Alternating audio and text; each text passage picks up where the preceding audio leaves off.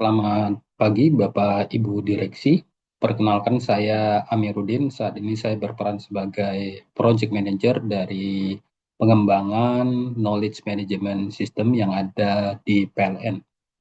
Saya mohon izin untuk menyampaikan terkait dengan progres ya. Pada saat ini sekarang saya lagi membuat prototype untuk pengembangan Knowledge Management System yang ada di PLN.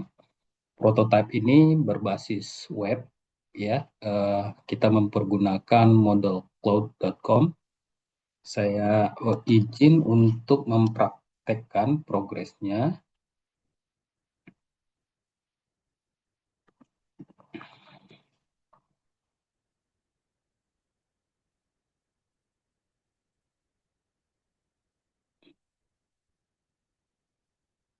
Jadi ini adalah tampilan awal gitu ya. Di sini kita di sini bisa membuat berbagai macam kursus yang bisa kita pergunakan untuk media sebagai sharing untuk knowledge management.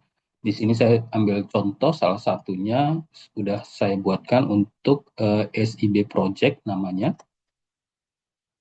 Jadi kita coba masuk. Nah, di tampilan awal ini kita bisa melihat overview daripada perusahaan kita, ya, visi, misi, moto, maksud dan tujuan perusahaan dari PLN. Kemudian di sini kita juga bisa tampilkan terkait dengan produk-produk apa saja yang ada pada PLN. Ya, pada saat ini kita tampilkan layanan listrik untuk rumah tangga, layanan sambungan baru, layanan premium dan khusus, kemudian layanan tambahan dan inovatif, ya, termasuk di dalamnya SPKLU dan PLN Mobile. Kemudian kita juga bisa menambahkan di sini terkait dengan informasi environment dari PLN. Jadi dilihat dari sisi pelanggan, dilihat dari sisi kompetitor, kemudian dari sisi stakeholder, kemudian bagaimana tenaga kerjanya dari sisi supplier, financial community, dan government, serta terkait dengan global community-nya. Nah, di sini juga kita bisa letakkan proses bisnis yang ada di kita. Kebetulan ini saya ambil contoh adalah bagaimana melakukan membangkitkan energi listrik mulai dari hulu sampai dengan hilir, ya, mulai dari ketersediaan energi primer dibangkitkan masuk pembangkit, kemudian disalurkan melalui transmisi, dan akhirnya didistribusikan ke rumah-rumah ataupun ke konsumen.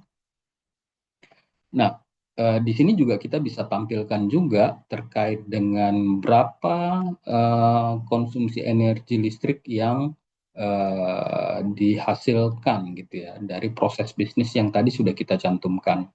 Nah, di sini saya coba mencantumkan untuk konsumsi energi yang ada di Sumatera itu sebesar 51.561